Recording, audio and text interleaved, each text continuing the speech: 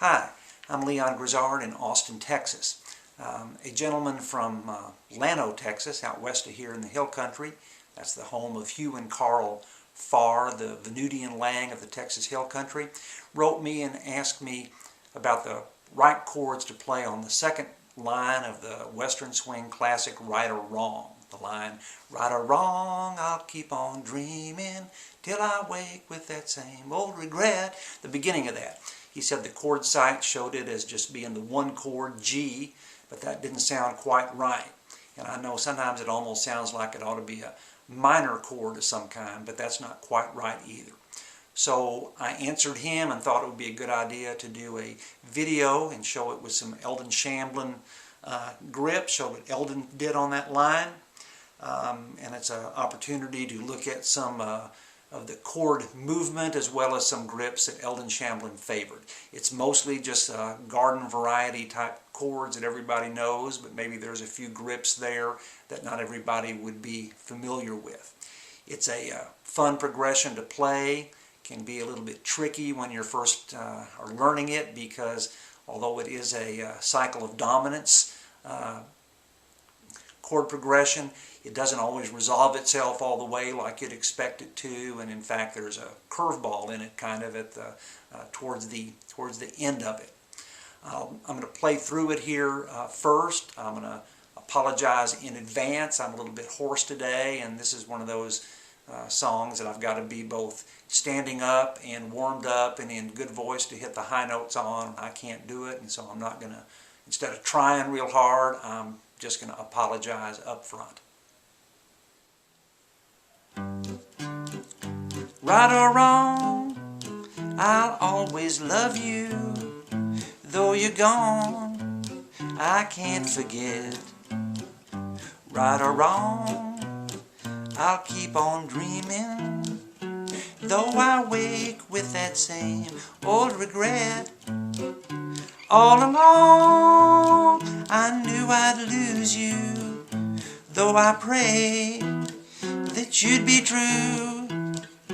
In your heart, oh please remember, right or wrong, I'm still in love with you.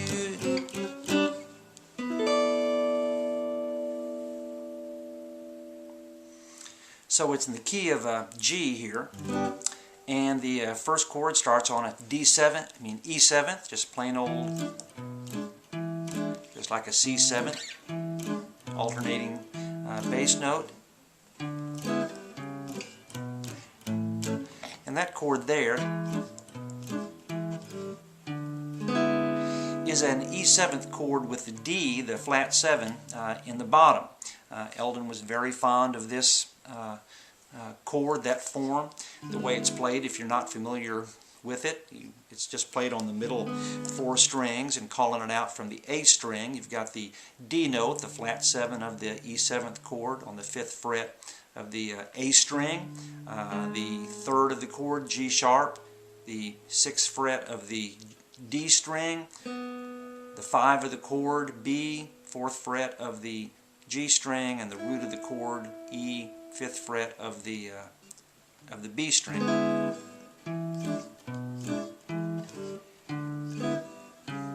And he liked that because that flat 7 of the E7th chord leads down to the 3rd of our next chord, A dominant type chord, A9th.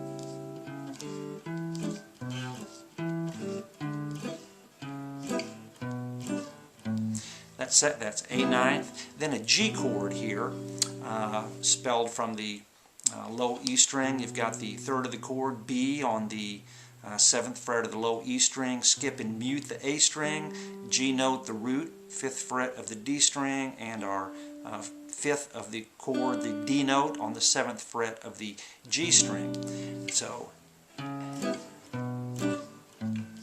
now you might argue what the bass line we got here is C sharp, B, A.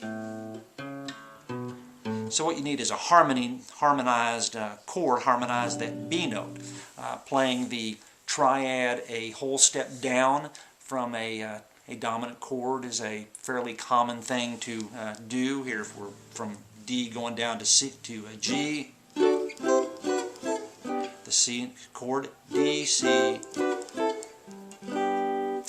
Some people would say, taking a harmonized scale approach, you really ought to call that some kind of B minor chord, a B minor flat 6, and that might be correct, but Eldon and I think most people would just call it G. That's the most straightforward thing to call it. So,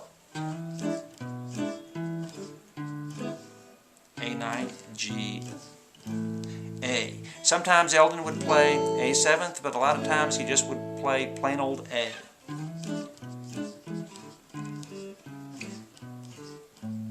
A9th again, and then the very same thing that we did on E, we'll do it on the D chord.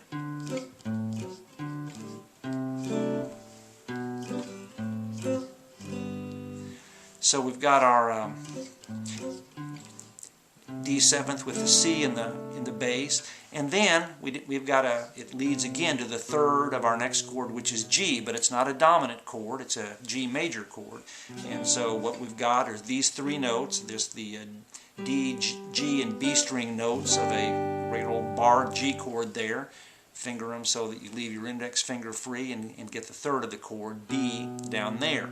We have a similar line, B, A, G, as we had here on the A chord, C sharp, B, A. But because we don't want a dominant sound, we don't want that F note, F natural that we would have there if we were to play an F chord, the parallel chord to the G chord there. So what he would play would be really a D7th chord there with the A in the root. Sometimes you would see him actually putting down his index finger to get the D note. A lot of times not, just playing those bottom four strings, muting, of course, the A string. And so,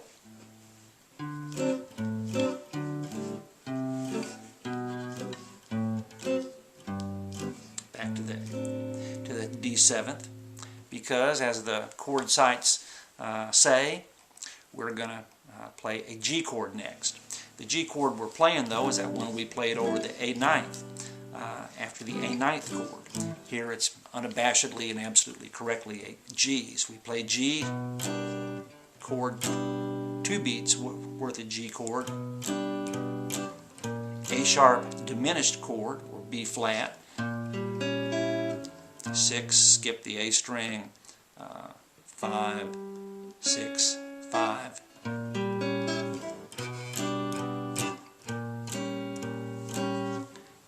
Then we have a D chord, E minor, D, with the F sharp in the root.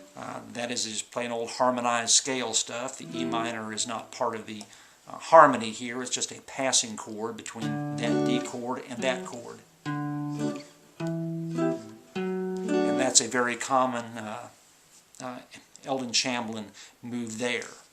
Then I put a little Eldon Shamblin flourish in there.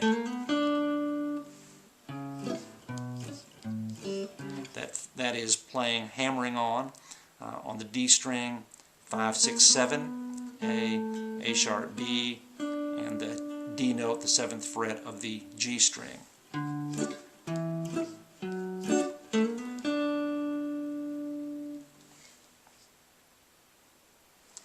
Then we have got the then we've got the A9th, G, back to D. A lot of times when Eldon would go D, D sharp, E, he may just play that D note and just kind of mute the rest of the note, the rest of the string.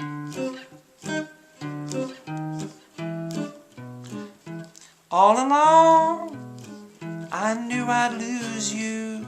Same thing as we played before. Here's our D, E minor, D 9th, C 9th, B 9th.